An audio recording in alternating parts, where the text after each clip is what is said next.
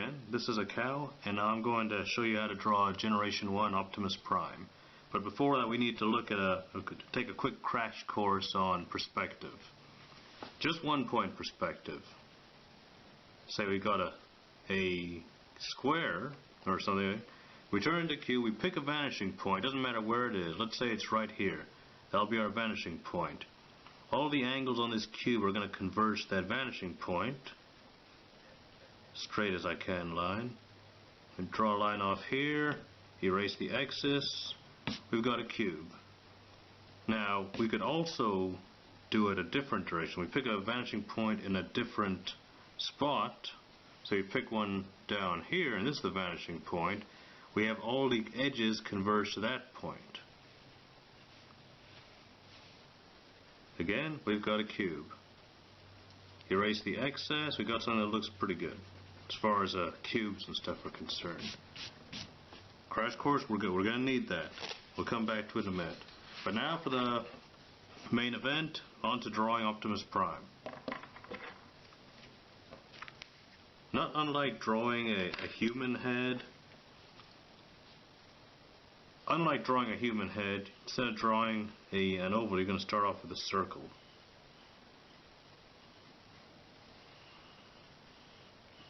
Cut that circle in half,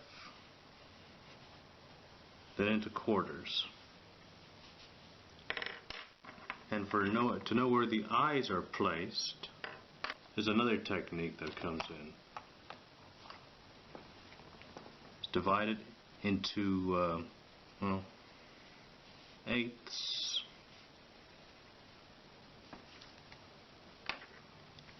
Then sixteenths.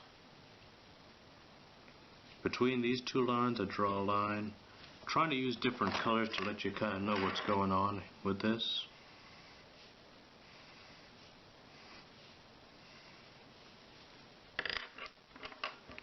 On the halfway line we draw another halfway line.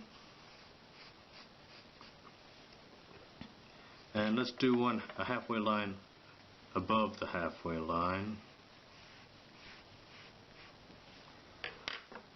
I believe we've got everything we need to get started on the main drawing. First of all, the eyes go on this central line. The eyes will fall between these orange lines and these orange lines. Now the eye takes different shapes. It's generally a pentagon with with 1 point pointing downwards. 1 point going down. Same thing on this side. Just kind of make sure these are at the same height. That should be the top of this one. This should be the bottom of this one. You can use a ruler if you want to. I'd probably benefit from doing that, but just need to get the main idea for me. Cleanup can come later on. We got the two eyes. Now for the mouth, it's going to be on the center line, of course. We're going to angle it down towards past his eye, like down to this line actually. The quarter line that we made earlier on. That's the one on this side.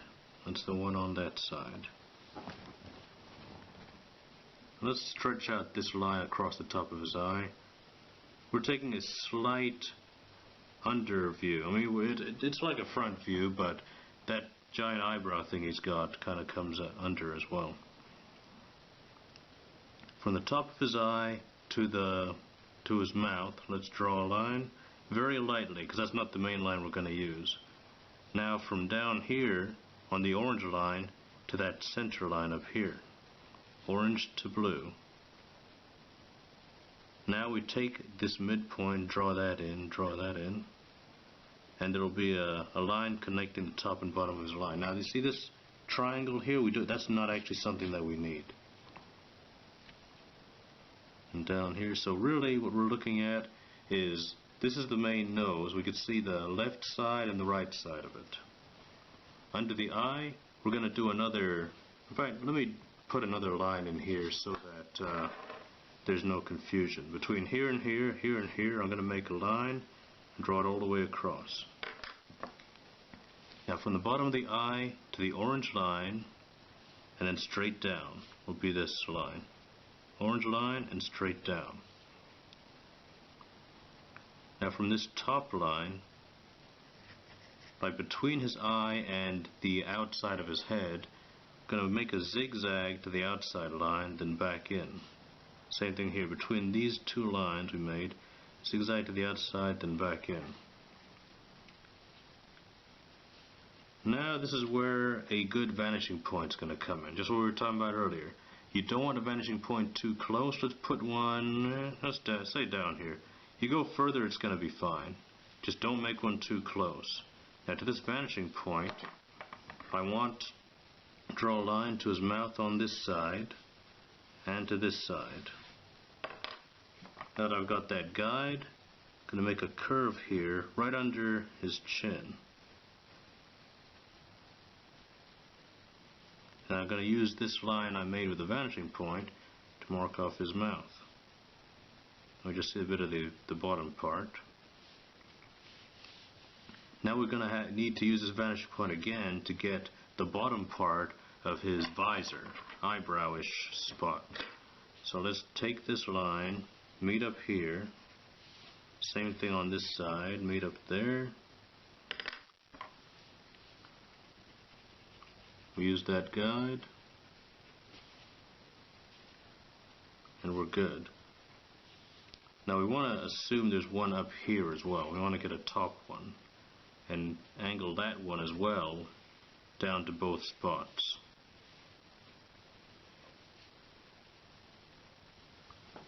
Now we match this line down here across the top, and this circle is going to mark the top of his head. Now we need to make that pentagon pointing downwards. Let's make the point right here. Let's keep it between these two lines and this third line, and it's going to need to come up to the top of his head.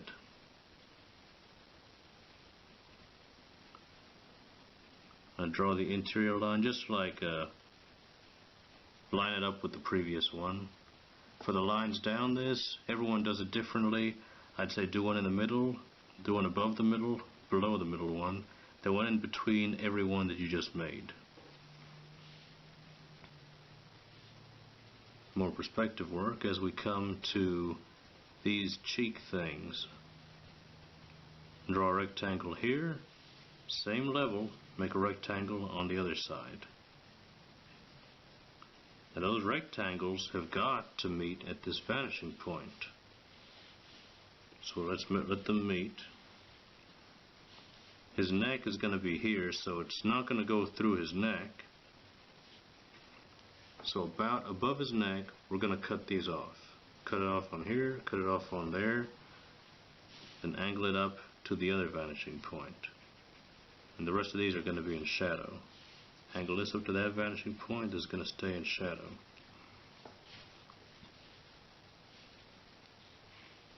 On this side, we're going to have a spike that's flush with the top of his head here. So we've got an imaginary line going up across the top of his head. Right here is going to be flush with it. Same thing on that side. It's going to be flush there as well. Now we've got two semicircles on this side of his head and that side of his head. You can vary the height you want to take them. I usually say go relatively high, but don't go past the blue line that we pre-made. And then just let this part connect to the top spot.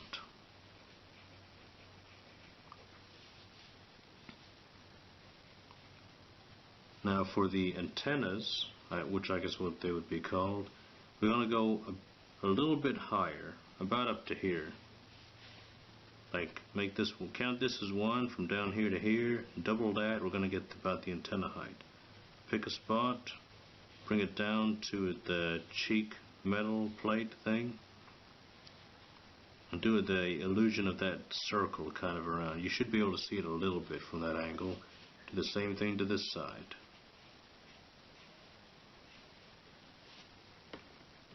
Right now for some cleanup. I think he looks fine, but I'd prefer his eyes a little bit closer. So I'm going to move them a little bit closer. The pre-drawn lines are just to give you an idea. but it's not always going to get you the best image. So get the eyes a little bit closer than what they were. Keep them the same length, of course. If you change one, change the other.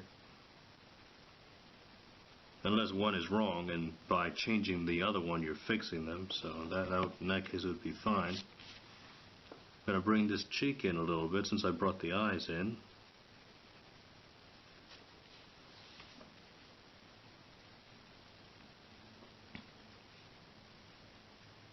Shadow this up.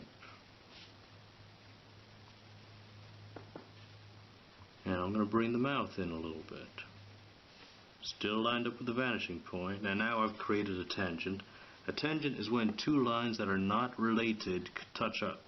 You want to make sure those don't happen, even if it's convenient for them to happen. Alright, get rid of that. Bring the mouth in a bit on this side. And then now draw the neck without creating tangents. And I believe that piece works.